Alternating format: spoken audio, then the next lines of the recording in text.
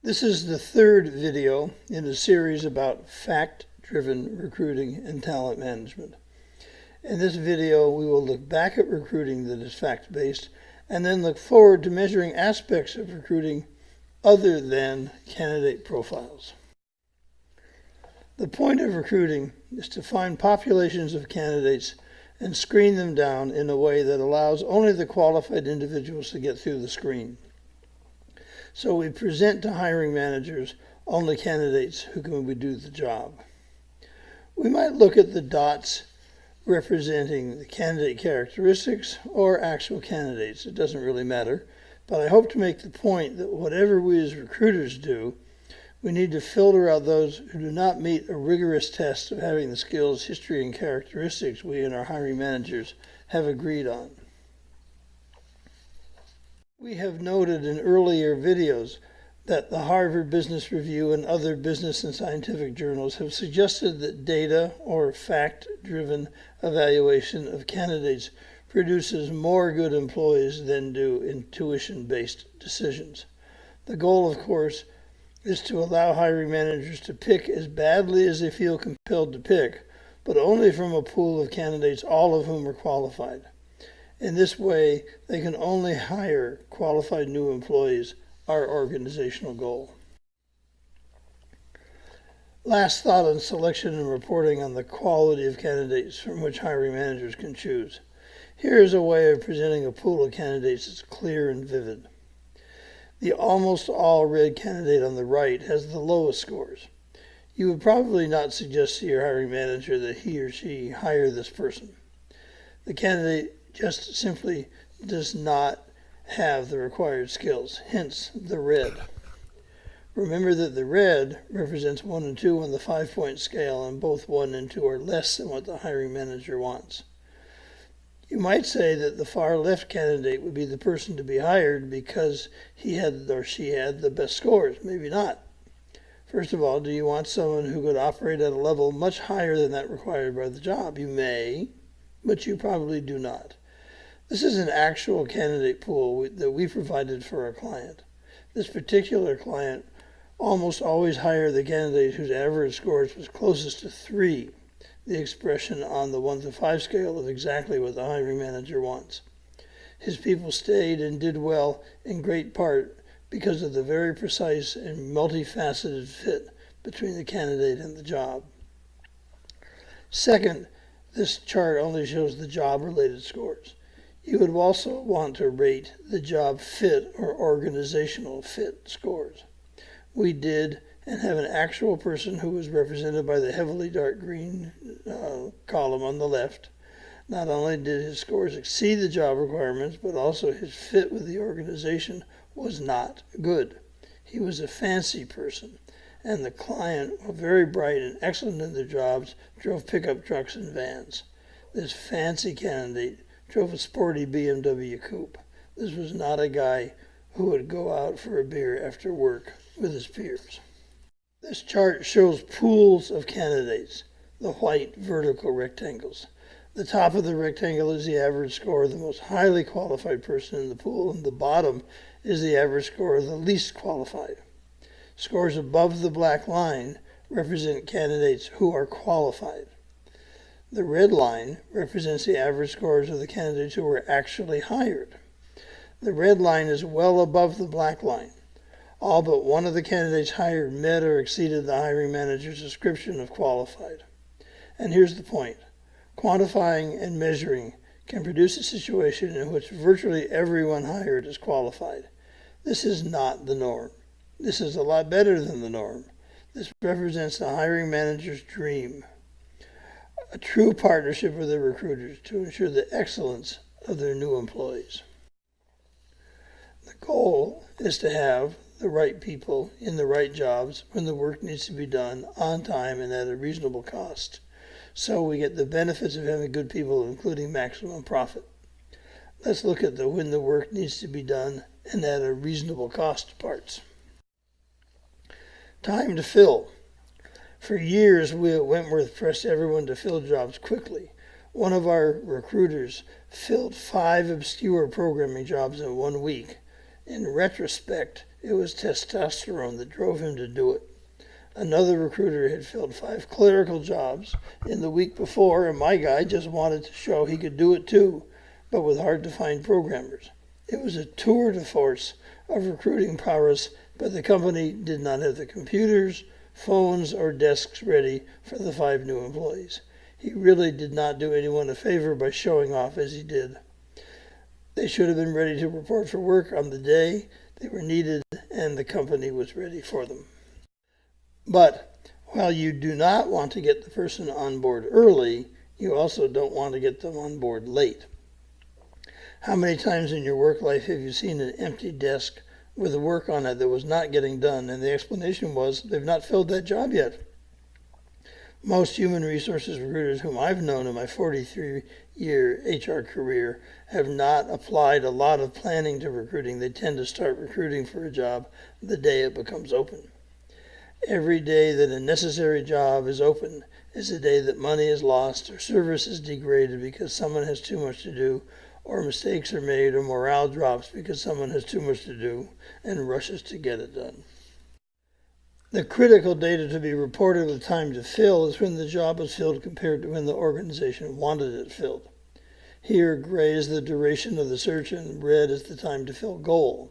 So job 4 was filled exactly on time, job 1 was late. How do you establish target fill dates? First, look at last year's turnover.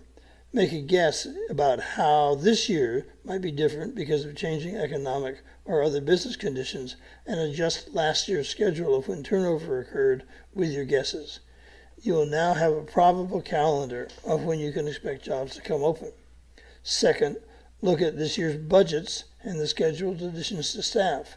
Add them to your projected calendar. Third, keep data about how long it will take you to fill each kind of job. If you don't have these data, guess. Last, back up from the job fill targets on your calendar by how long it takes to fill each job. That's when you should start recruiting for each anticipated opening. Reporting your progress against the goal, presuming you're hitting the targets, will be impressive to your organization and will brand you as a significant contributor.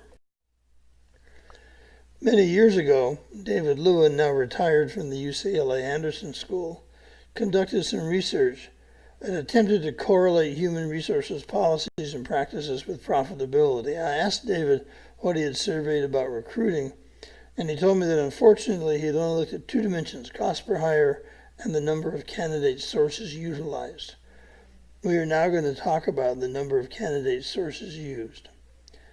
But in both cases, too few and too many sources, and too much and too little cost correlated to the lack of profitability, and some appropriate number between too much and too little correlated to greater profitability.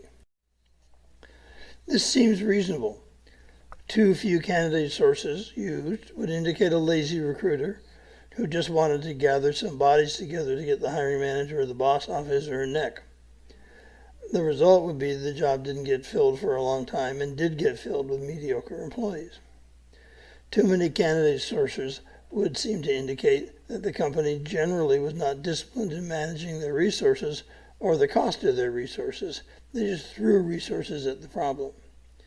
The appropriate number would seem to suggest a well-run recruiting function that used the number of resources necessary to find great candidates who became great performers, but not more than was needed to achieve that goal. Now, cost per hire. So what is an appropriate cost per hire? Various factors can drive the cost of filling a job up or down. Scarcity of talent, the rarer combination of skills and characteristics being sought. Generally, the more frogs will need to be kissed to find the prince. Having to examine a lot of candidates is more expensive than being able to find the right ones quickly. Volume hiring of similar positions is usually less expensive than hiring just one. The research that goes into finding the first person can be used to find the second and the third. The candidates are generally coming from the same pool, so once that pool is identified, the rest is just harvesting, and that's not as expensive as hunting. The clarity and specificity of the selection criteria reduce the guessing on the part of the recruiter, and that reduces the cost. If the search, on the other hand, is a beauty contest in which the hiring manager cannot be clear about what she or he wants, saying, "I'll know it when I see it," the recruiter has to do a lot of guessing, and guessing consumes a lot of hours, so is expensive. Labor market conditions, labor shortages drive up the cost of recruiting. But all of these conditions require spending enough money to kiss enough frogs to find the prince or princess. For many years, Sherman, the Saratoga Institute, ran an annual HR metric study which included cost per hire. They did not report cost per hire as a percentage of salary, but that could be extrapolated from their data. It appeared that the HR departments that reported to the survey ran between 9 and 14% of salary, all positions considered. We think this is a reasonable range. To make this number more meaningful, you can keep doing the calculations every year and do separate calculations for each type of job. As you watch these micro numbers across multiple years, you will see trends that allow you to make sense of the numbers. You will also be able to see the impact of trying different approaches and techniques so you can increment yourself toward an increasingly efficient recruiting service. If you turn into a real data geek, you can slice your cost per hire numbers by organization and see which organizations are expensive to recruit for. There are probably management malfunctions in the high-cost organizations. Cost per hire can be a good organizational fitness test. You can also slice your data by job family. All of these numbers, kept and analyzed over time, can tell you all sorts of things about your organization. And as always, we strongly recommend the broad dissemination of your performance numbers, unless they are just awful, and in some cases, even if they are, the worst that will happen is that you will get lots of credit for being open and forthright. If your numbers get better over time, you will get credit for that too, of course. Before we go on, let's talk for a minute about how to talk about cost per hire. A $30,000 a year job costing $10,000 to fill is very different from a $100,000 a year job costing $10,000 to fill. The $30,000 job was very expensive and the $100,000 job was filled for a pretty good price. But just listing their cost at $10,000 does not capture that difference. We suggest that the only meaningful way to talk about cost per hire is as a percentage of salary. In the example, the $30,000 job cost 33.3% of salary to fill. The $100,000 job cost 10% of salary to fill. We have, over the years, found this phrasing of cost per hire to facilitate a very useful way to evaluate the effectiveness and efficiency of recruiters. Too high is too much, too low is too low, the appropriate cost is just right. Selection is not the only place where data can bestow benefits.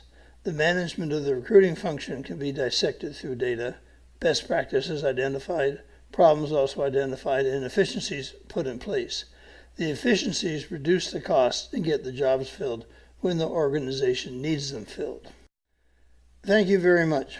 I hope I have given you a glimpse into some techniques that can be used to quantify recruiting and other talent-related practices, and how they can be used to tell the story internally, hopefully demonstrating recruiting's value to your organization. I'm John Wentworth, and as you might guess, I'm somewhat of a data geek myself. Feel free to call or write if you'd like to chat. I love talking about this stuff. Thanks again.